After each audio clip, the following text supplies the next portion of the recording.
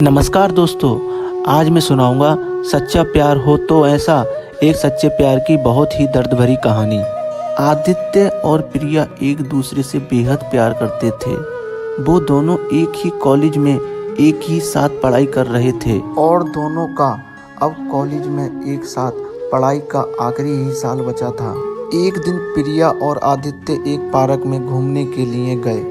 तब प्रिया ने आदित्य से पूछा कि आदित्य, तुम मुझसे कितना प्यार करते हो और तुम मुझसे शादी करोगे या बस यूं ही प्यार करके छोड़ दोगे। तभी आदित्य ने प्रिया से कहा कि प्रिया, आज तुम मुझसे यह कैसा सवाल पूछ रही हो।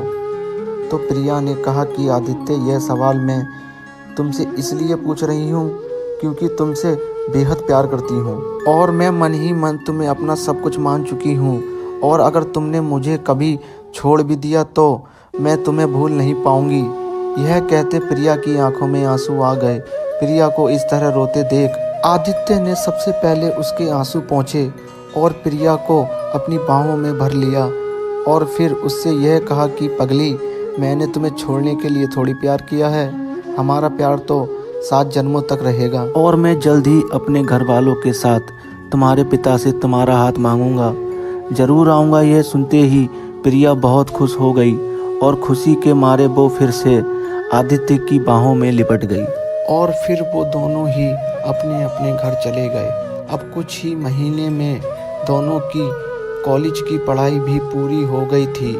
अब दिन ब दिन आदित्य और प्रिया का भी प्यार बढ़ता ही जा रहा था। एक दिन आदित्य प्रिया से फ़ोन करके कहता है कि प्रिया, आज मैं अपने माता पिता के साथ तुम्हारे घर आ रहा हूँ, तुम्हारे और मेरे रिश्ते के लिए। यह बात सुनकर प्रिया बहुत ही खुश होकर आदित्य से कहती है, आदित्य, आज तो तुमने मुझे सरप्राइज ही कर दिया। तुम जल्दी ही आ जाओ और मैं जल्द ही तैयार हो जाती हूँ। तो करीब 1 घंटे ही बाद आदित्य और उसके माता पिता प्रिया के घर पहुँच जाते हैं। लेकिन जब आदित्य प्रिया के घर पहुँचता है तो वो क्या देखता है कि प्रिया का तो इतना बड़ा घर था और वह मन ही मन यह सोचता है कि शायद प्रिया के पिताजी बहुत ही अमीर हैं, लेकिन हमारा परिवार तो इनके आगे कुछ भी नहीं। तभी आदित्य ने प्रिया के घर की बेल बजाई। बेल बजाते ही प्रिया समझ जाती है कि आदित्य आ गया और वो अपने नौकर को ना कहकर खुद ही दरवाजा खोलने चली जाती है और आदित्य व उसके परिवार का स्वागत करती है और उन्हें अंदर लेकर जाती है। अंदर जाते ही आदित्य के माता पिता इतने बड़े घर को देखकर यह सोचते हैं कि पता नहीं प्रिया के पिताजी यह रिश्ता करेंगे या नहीं। तभी अचानक प्रिया के पिताजी भी आ जाते हैं और सभी के लिए नाश्ता पानी मंगाते हैं। तो तभी आदित्य के पिताजी ने आदित्य के लिए प्रिया के पिताजी से प्रिया का हाथ मांग लिया। तो प्रिया के पिताजी ने आदित्य से पूछा कि बेटा, तुम क्या काम करते हो। तब आदित्य ने बड़ी ही प्यार से कहा कि अंकल जी, मैंने रेलवे में बड़ी पोस्ट पे फॉर्म भर रखा है और मैंने उसके पेपर भी दे दिए हैं और बस रिजल्ट आना ही बाकी है।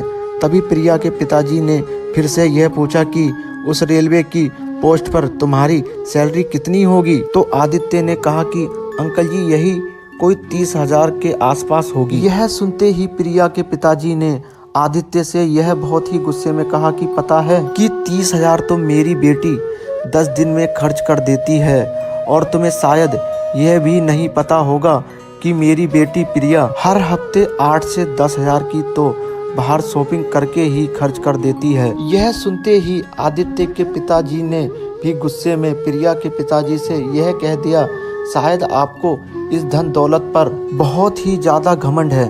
रखिए अपनी धन दौलत अपने पास और अपनी बेटी की शादी किसी करोड़पति लड़के से करवाना।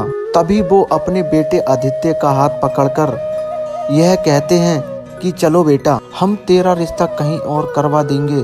तभी आदित्य प्रिया के पिताजी के आगे हाथ जोड़कर यह कहता है कि अंकल जी, मैं आपकी बेटी से बेहद प्यार करता हूँ और प्रिया भी मुझसे बहुत प्यार करती है। तो प्लीज़ इस रिश्ते के लिए आप मान जाएं और आपसे मैं वादा करता हूँ कि मैं आपकी बेटी को जरा भी दुखी नहीं रखूँगा। यह सुनते ही प्रिया की भी आंखों में आंसू आ जाते हैं और वो भी अपने पिताजी से कहती है कि पिताजी, मैं भी आदित्य से बहुत प्यार करती हूँ और मैं उसके बिना किसी और से कभी भी शादी नहीं कर पाऊंगी। बेटी की यह बात सुनकर उसके पिताजी ने उसके एक थप्पड़ मार दिया। तभी प्रिया रोती हुई अपने कमरे में चली गई और प्रिया के पिताजी ने गुस्से में अपने नौकर से कहा कि इन लोगों को यहाँ से बाहर निकाल दो। यह सुनते ही आदित्य और उसके माता पिता बड़े ही निराश होकर प्रिया के घर से चले गए और जल्द ही प्रिया के पिताजी ने प्रिया की एक बड़े घर में शादी तय कर दी और उन्होंने उसकी जबरदस्ती ही 1 महीने के अंदर सगाई भी करवा दी। उधर आदित्य की रेलवे में नौकरी भी लग चुकी थी। तब एक दिन अचानक प्रिया ने आदित्य को फ़ोन करके यह कहा कि आदित्य, तुम कहाँ चले गए थे? मैंने कितनी बार तुम्हारा नंबर मिलाया लेकिन तुम्हारा नंबर बंद जा रहा था और मैंने अपनी सहेली को भी कितनी बार तुम्हारे घर पर भेजा था मगर तुम्हारे घर पर तो ताला लगा हुआ था।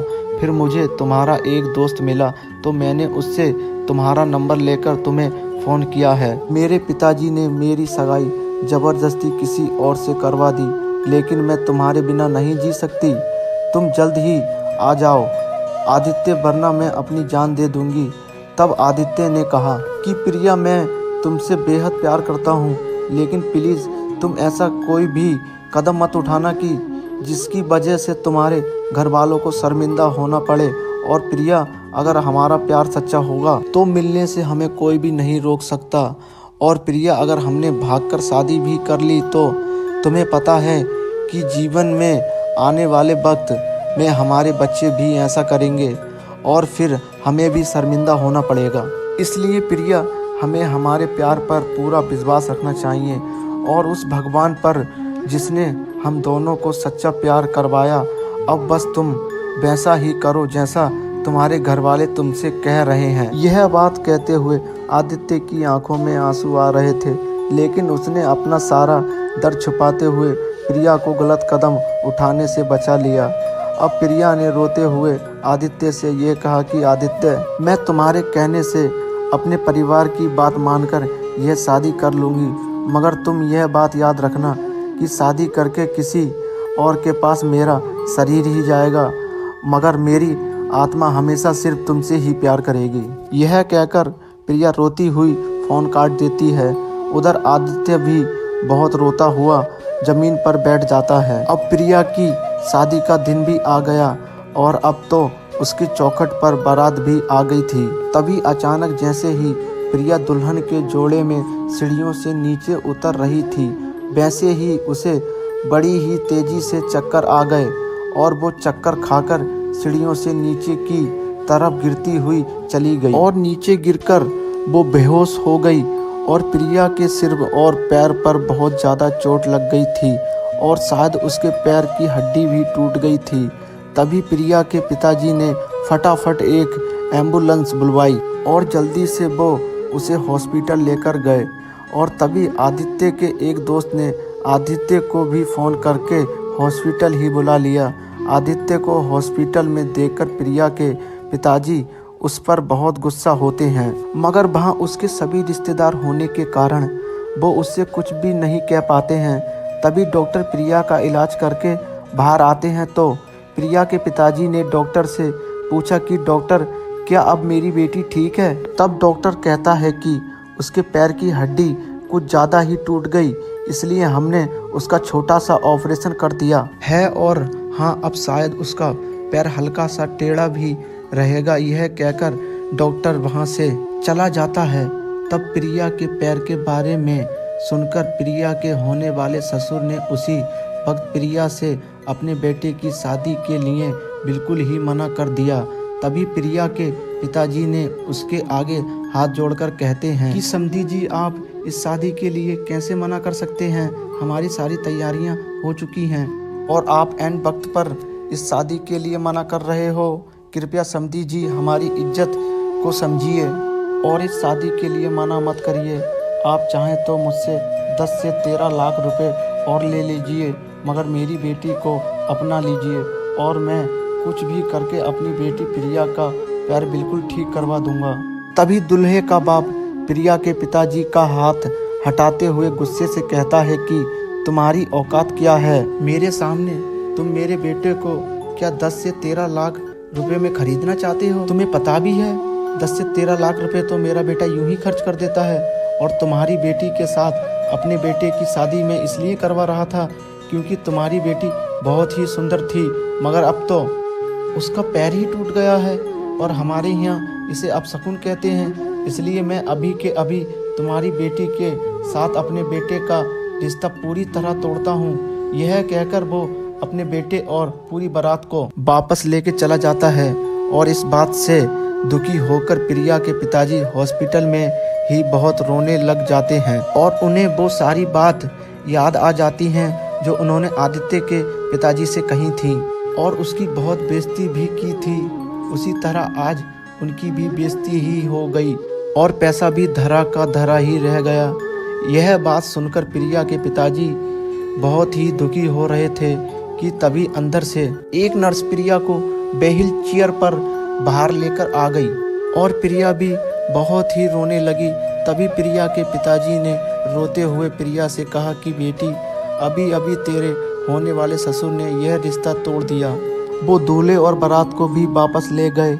तभी प्रिया अपने पिताजी का हौसला बढ़ाते हुए कहती है कि पिताजी, जो होता है अच्छे के लिए होता है और आपकी बेटी का दूल्हा और बारात आपके बिल्कुल सामने खड़ी है। तभी प्रिया के पिताजी देखते हैं कि आदित्य और उसके पिताजी और आदित्य के सभी दोस्त हाथ जोड़कर खड़े हुए थे।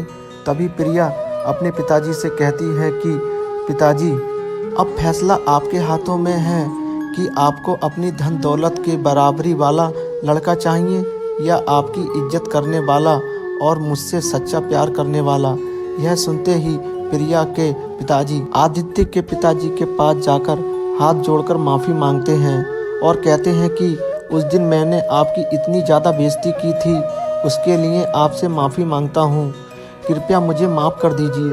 उस वक्त मैं अपनी धन दौलत में अंधा हो चुका था। तभी आदित्य के पिताजी यह कहते हैं कि आप यह माफ़ी वाफ़ी छोड़िए और आदित्य और प्रिया की शादी की तैयारी कीजिए। तब सभी लोग शादी में पहुंच जाते हैं। प्रिया के पिताजी भी बहुत खुश हो जाते हैं, लेकिन प्रिया के तो पैर में चोट लगी हुई थी, तो शादी में फेरे कैसे हो पाते।